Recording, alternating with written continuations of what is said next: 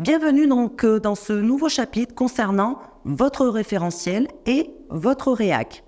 Donc d'ores et déjà, je vous invite à aller au bout de ce chapitre, aller sur le lien de la banque AFPA afin d'aller récupérer votre réac et votre référentiel de certification afin que nous ayons les mêmes informations. Donc je vous laisse quelques minutes afin d'aller récupérer ces documents via la banque AFPA. Notez bien le bon titre et vérifiez bien que vous êtes sur le bon millésime. Donc je vous laisse quelques minutes et on se retrouve pour en discuter. Vous avez dû récupérer donc votre réac assistant de direction et votre référentiel de certification assistant de direction.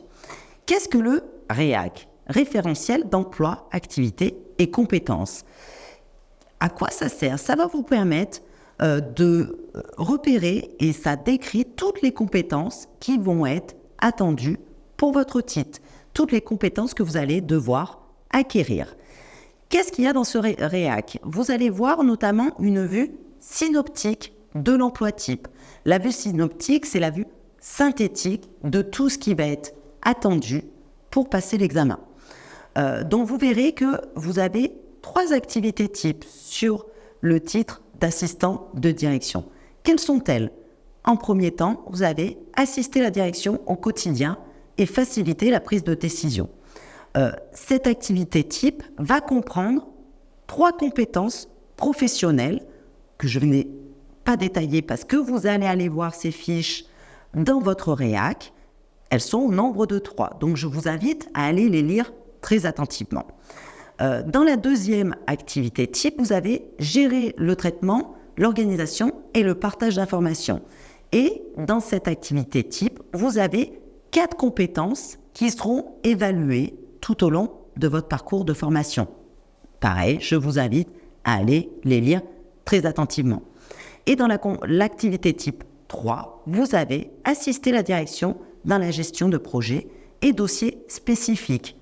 Idem, vous avez 4 compétences qui seront évaluées tout au long de votre parcours de formation.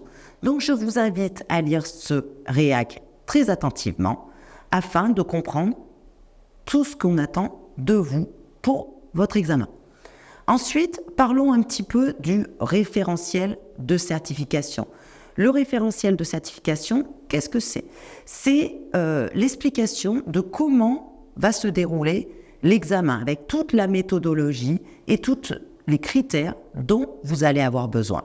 Ça, on va en parler un petit peu plus loin dans un chapitre suivant concernant le déroulement de votre examen écrit et oral. Donc, un gros point sur votre réac, vous le lisez très en détail. C'est votre Bible, entre guillemets, qui va vous permettre de comprendre tout ce qu'on attend de vous dans votre futur métier et dans votre examen. On se retrouve dans un chapitre suivant.